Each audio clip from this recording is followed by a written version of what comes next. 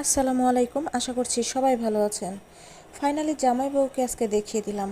জামাইকে এখানে বসানো আছে আর তার জন্য একডালা খাবার সুন্দরভাবে পরিবেশন করে নিয়ে আসা হয়েছে। এই একডালা খাবার পেয়ে জামাই আর জামাইয়ের সাথে বসা বন্ধু তো মহা খুশি। গ্রামের মানুষকে খুশি করার জন্য আসলে বেশি কিছুর প্রয়োজন হয় না, অল্প কিছুতেই তারা কিন্তু অনেক সন্তুষ্ট হয়ে যায়। তো খাবার খাওয়া শেষ হলে বিয়ের কাজটা শুরু হবে আর বিয়েটা সম্পূর্ণ হয়ে গিয়েছে। দেখেন এখানে অলিমা বিতরণ করা হচ্ছে। এখন কিন্তু গ্রাম শহর সব জায়গায় অলিমা হিসাবে মিষ্টি বিতরণ করা হয়, আবার অনেক জায়গায় কিন্তু এখনও খাগড়াইয়ের প্রচলন আছে।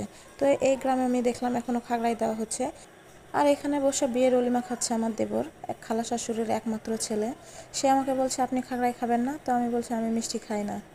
তো বললো কী খাবেন বলেন? তো আমি বলছি, যাও নতুন চাকরি পেয়েছো, একটু ভালো কিছু খাও। তো দেখছি সে 2 লিটারের 7 আপ নিয়ে চলে এসছে।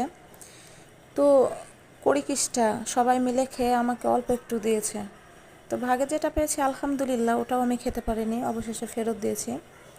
আসলে কড়িকিসটা না, কিপটা না, সে 2 লিটার 7 আপ এনে হাতে দিয়েছে, কিন্তু আমরা জনসংখ্যা ছিলাম অনেক বেশি, তাই সবাই মিলে ভাগাভাগি করে খেলাম। আর ভাগাভাগি করে খাওয়ার মাঝে কিন্তু অনেক আনন্দ। বউকে কিন্তু মেকআপ ছাড়া হলুদ শাড়িতে দেখলেন, ওখানে কিন্তু সে একদম ন্যাচারাল। সে কিন্তু ন্যাচারাল বিউটি। আর মেকআপ তো বিয়ের দিন একদিন করবেই। আসলে গ্রামের মানুষ সবাই মিলে মেকআপ করিয়েছে, তাই চেহারাটাকে সেরকমভাবে ফুটিয়ে তুলতে পারেনি আমার দৃষ্টিতে। কিন্তু মাশাল্লাহ সব মিলিয়ে ভালো লাগছিল দেখতে।